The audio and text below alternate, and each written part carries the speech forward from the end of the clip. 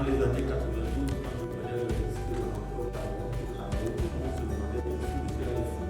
Dans un environnement aussi où on sortait encore pratiquement des problèmes politiques avec tout ce que nous avons connu à cette époque. Et c'était aussi l'époque où l'État avait commencé à régler les salaires des fonctionnaires. Vraiment, le pays était vraiment au plus bas.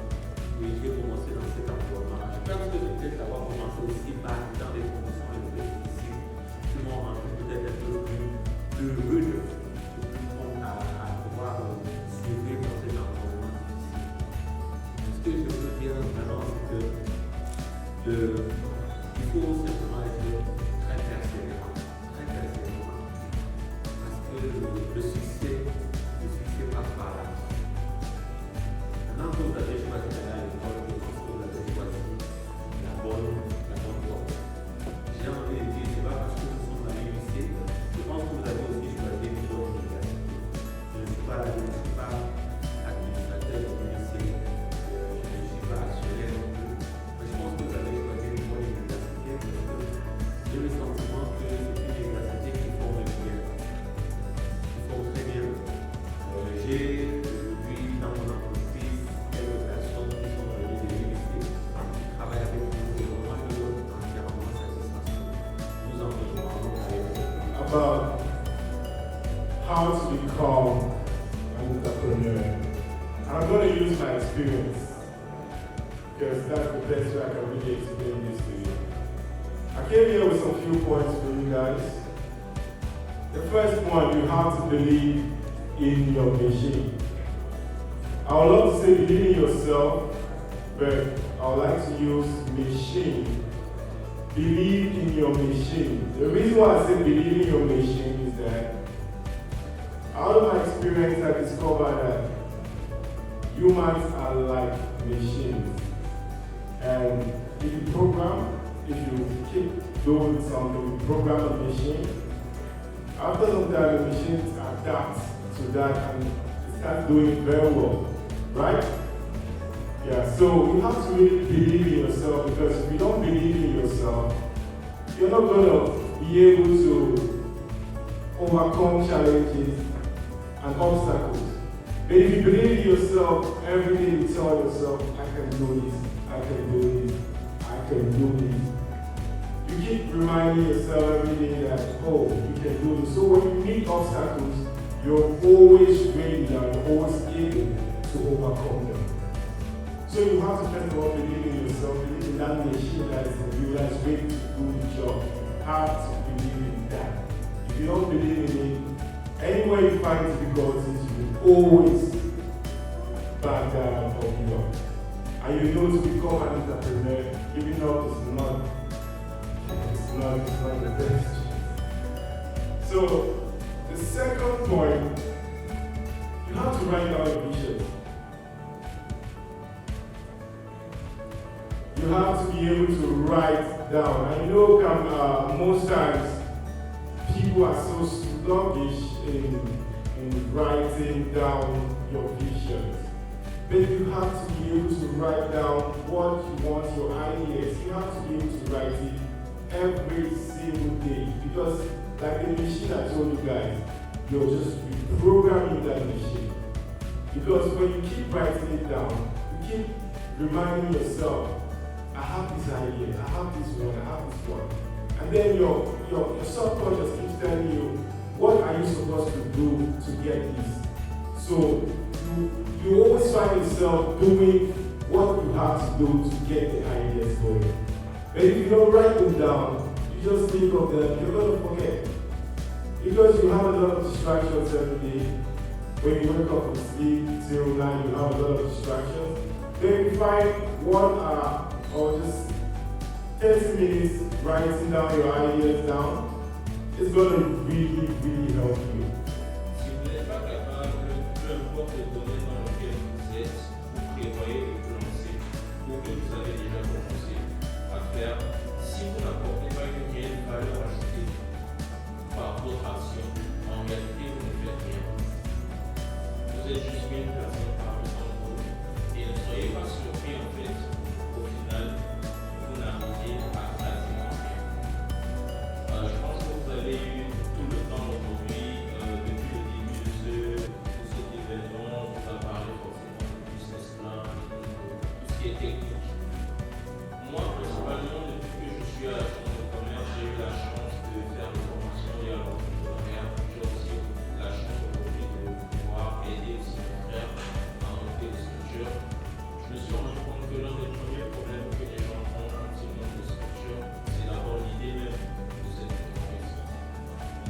les gens ne savent absolument pas ce que c'est qu'un modèle économique.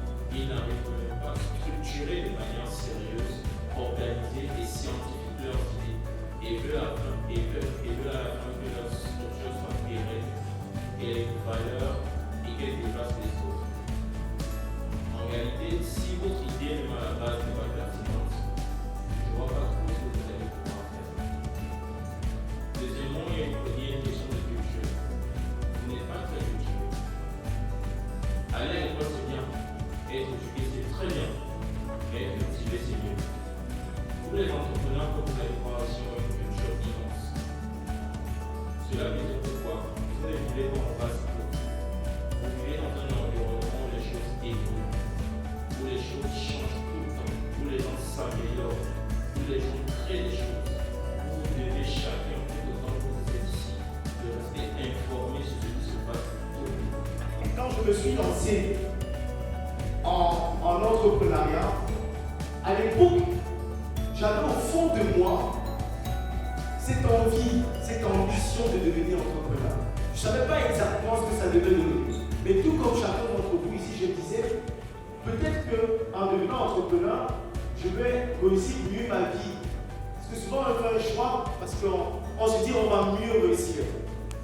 Mais 6 ans après, je me dis, est-ce que c'est le meilleur chemin pour tout le monde? Je me pose des questions. Simplement parce que si vous ne savez pas le pourquoi vous voulez vous lancer, alors le pourquoi vous ne comprendrez pas forcément aujourd'hui. Mais il y en a qui vont aller en entreprise, qui vont travailler pendant 5 ans, ils auront marre, ils vont claquer la porte, ils vont partir. Il y en a qui vont travailler, ils vont faire une bonne carrière. Pour être heureux, épanoui, équilibré, on n'est pas forcément obligé de se lancer en entrepreneuriat. D'ailleurs, je connais beaucoup d'amis entrepreneurs qui sont au bord du suicide, qui sont au bord du gouffre, qui sont hyper endettés.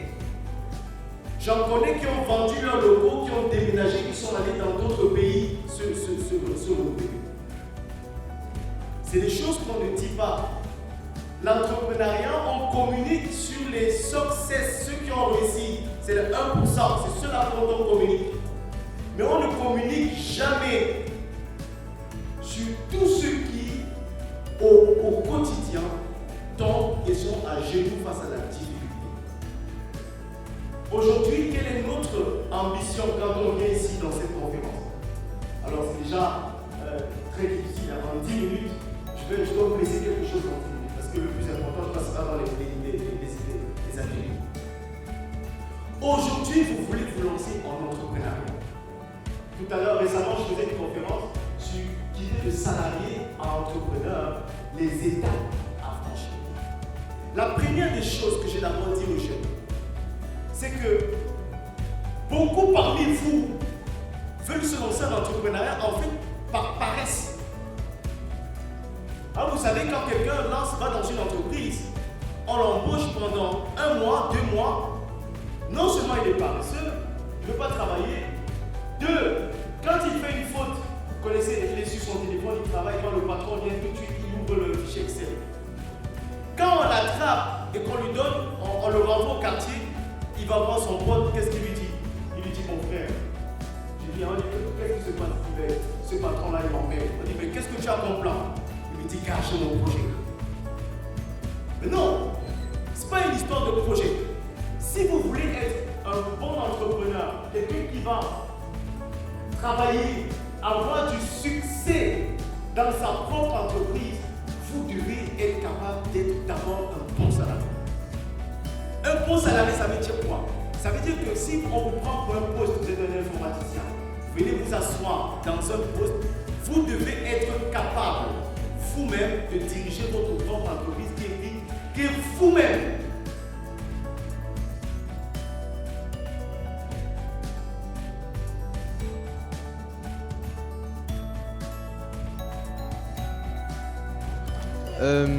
J'en ressors grandi.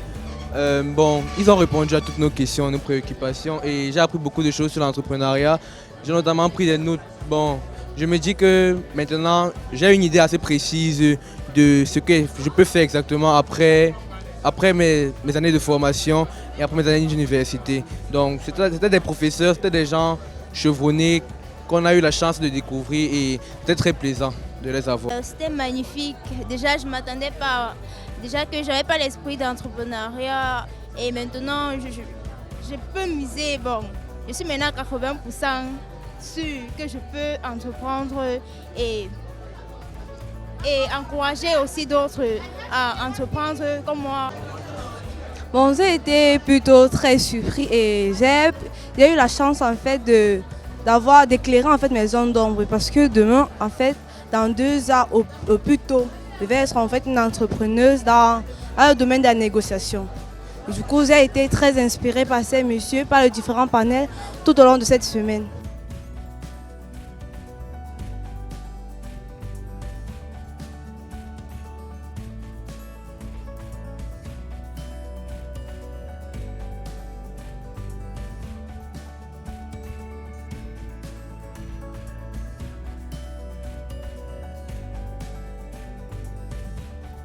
Alors mes impressions, premièrement, c'est de la fierté.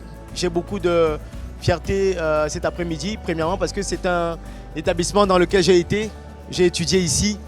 Et le fait de revenir partager avec mes jeunes frères, c'est toujours quelque chose de beaucoup plus gratifiant. J'ai vu plus de 600 jeunes dans une salle, dans le regard, dans les yeux de tous les jeunes. Je voyais cette envie de percer, cette envie même de devenir meilleur, de se dépasser. Et notre objectif dans ces périodes-ci, c'est de leur dire que c'est possible. C'est-à-dire que les difficultés que vous avez à l'intérieur de vous, ce sont les difficultés qui sont éphémères. Vous pouvez les briser. Nous les avons eues aussi dans le temps et nous les avons brisées. Donc nous venons vous donner un message, une bonne nouvelle, que vous pouvez les briser vous aussi et pouvoir développer vos compétences, identifier les opportunités et surtout devenir un grand entrepreneur. Donc aujourd'hui, c'est avec beaucoup de fierté. On a encore un atelier sur lequel on va travailler sur le branding avec eux, mais c'est vraiment beaucoup de satisfaction et on va tout donner pour que ce soit une belle réussite. Nous avons participé à un atelier sur la notion d'entreprendre dans notre pays. J'ai simplement partagé avec eux cette passion qui m'anime personnellement pour être moi-même entrepreneur et surtout les édifier sur les risques qu'engage un entrepreneur et surtout les préparer à l'entrepreneuriat qui est un métier difficile pour lequel il faut avoir beaucoup de résilience et de persévérance pour pouvoir y arriver. Donc c'était ça surtout le sujet que j'ai voulu échanger avec eux. It's a good idea because we need more of this kind of, conversations where, young Cameroonians will come and listen to experts in the field. It helps them understand what difficulties they have to face and what they have to take, in overcoming that difficulties. So I think it's a very great idea and our advice we do this more often. Yeah. Là, je suis ravi de me rendre compte qu'il y a beaucoup de jeunes qui sont intéressés par la logique entrepreneuriale.